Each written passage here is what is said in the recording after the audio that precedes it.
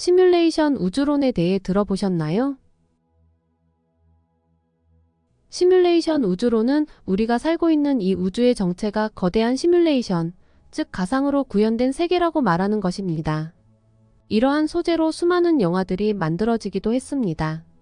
예전에는 공상과학에서만 가상현실을 간접적으로 경험할 수 있었는데 지금은 다양한 VR 기기들이 보급되었고 많은 사람들이 가상현실을 직접 체험해 볼 수 있게 되었습니다. 얼마 전에는 애플에서 비전 프로를 출시하면서 더 생동감 있는 가상현실 체험이 가능하게 되었습니다. 전기자동차 회사 테슬라의 CEO인 일론 머스크는 2016년 한 언론사의 인터뷰에서 우리가 살고 있는 것은 기술적으로 가상현실이 아니라는 것을 증명할 방법이 없다 말하면서 우리가 사는 세상이 시뮬레이션이라는 것을 강하게 주장하기도 했습니다. 그렇다면 시뮬레이션은 무엇일까요?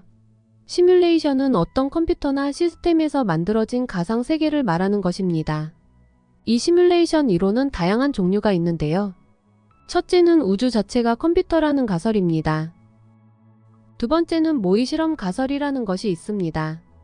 이것은 미래의 인류가 우리 인류의 시뮬레이터다라는 가설입니다. 이 말은 문명이 고도로 발달된 어떤 미래의 인류가 시뮬레이션을 돌렸는데 그 결과가 지금 우리가 사는 세상이라는 말입니다.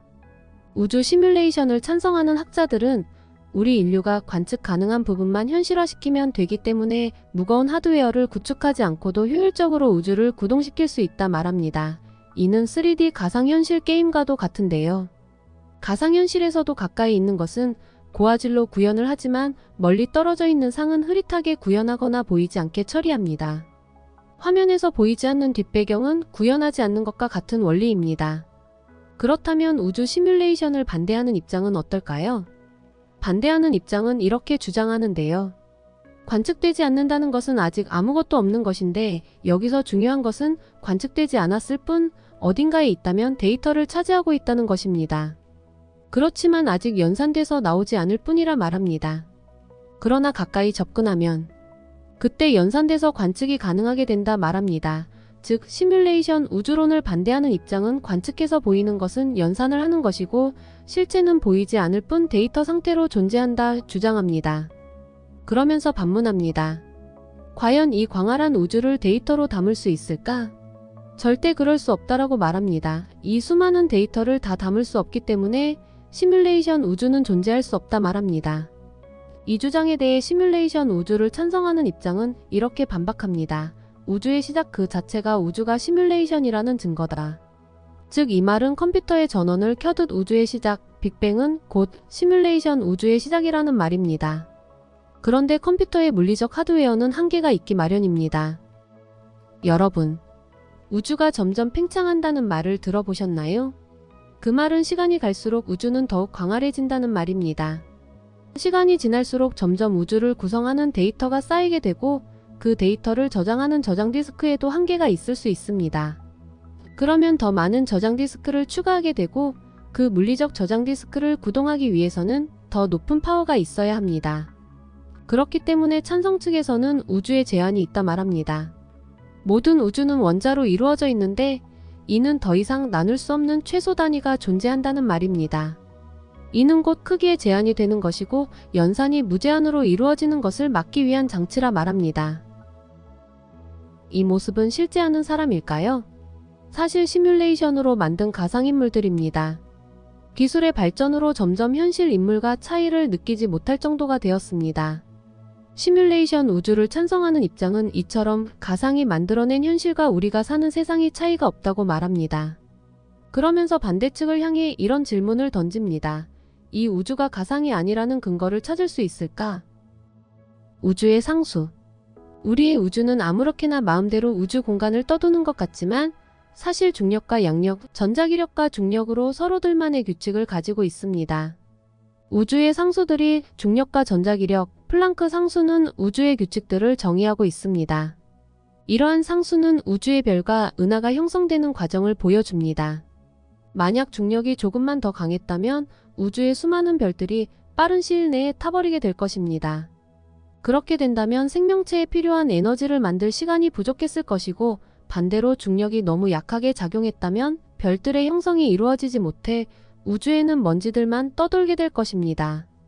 일부 과학자들은 이것을 두고 우리가 우연히 이러한 조건들을 갖추기에는 너무도 정교해서 고도로 발달된 어떠한 외계 문명이 만들어낸 시뮬레이션 안에 살고 있는 것이 아니라는 가설을 주장하기도 합니다.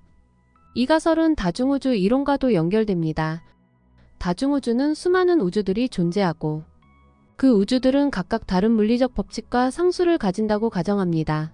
우리가 살고 있는 세상은 이 수많은 우주 중 하나에 살고 있는 것일 수 있다는 것입니다. 여러분 매트릭스라는 영화를 보신 적이 있으신가요? 매트릭스는 1999년 3월에 미국에서 최초로 개봉한 영화입니다. 이 매트릭스는 행렬이라는 뜻이 있는데요. 모든 세계가 가상 디지털로 만들어져 행렬로 수식을 풀 수 있지 않을까라고 하는 상상에서 만들어진 영화입니다. 보통 디지털에서 무언가를 표현할 때 프레임으로 표현합니다. 이 프레임은 정보가 포함된 완전한 하나의 단위로 컴퓨터 과학에서 메모리를 일정한 크기로 나눈 하나의 블록을 말합니다. 그것을 모니터에서 우리는 눈으로 보는 것입니다. 양자역학. 시뮬레이션 우주를 이해하기 위해서는 양자역학을 빼놓을 수 없습니다. 양자역학에서는 불확정성의 원리가 있습니다. 1925년 하이젠베르크라고 하는 독일의 과학자가 물리학적인 형태를 수학적으로 바꾸는 시도를 계속하게 되는데요. 실제로 물리학적인 형태를 수학적으로 바꾸어 봤더니 수학에서도 물리학에서 말하는 에너지 보존 법칙을 만족하게 됨을 알게 됩니다. 그런데 물리법칙을 숫자로 옮기는 과정에서 수학적 숫자와 행렬의 숫자의 차이를 알게 됩니다. 모든 물리학적인 형태를 수학적으로 바꾼다고 그 값이 일정하지는 않았던 것이죠. 즉 행렬의 숫자는 불연속적이기 때문에 어느 위치에 가느냐에 따라 결과값이 달라졌던 것입니다. 이를 토대로 하이젠베르크는 행렬 역학을 만들어냅니다. 이는 공식적으로 1927년 불확정성의 원리로 발표하게 됩니다. 이 불확정성의 원리는 운동량에 대한 불확정성 원리로 입자의 위치와 운동량을 동시에 정확히 측정할 수 없다는 것을 말합니다. 양자역학에서 등장하는 미시세계에서의 특성이 바로 이 불확정성의 원리입니다. 이 불확정성의 원리는 매트릭스 행렬로 만들어집니다. 2012년에 워싱턴 대학교 사일러스 빈 교수는 수치적 시뮬레이션으로서의 우주에 대한 제약이라는 논문을 발표하는데요. 이 논문은 세계가 정말로 시뮬레이션인지를 연구하는 방법에 관한 내용을 다루고 있습니다. 우주에는 4가지의 힘이 있는데 양력, 강력, 전자기력, 중력입니다. 이 힘을 컴퓨터로 넣어서 시뮬레이션을 돌려봅니다. 그리고 무슨 일이 벌어지는지를 관찰하게 되는데요. 이 시뮬레이션에서 세상을 구성하는 가장 작은 단위를 발견하게 됩니다.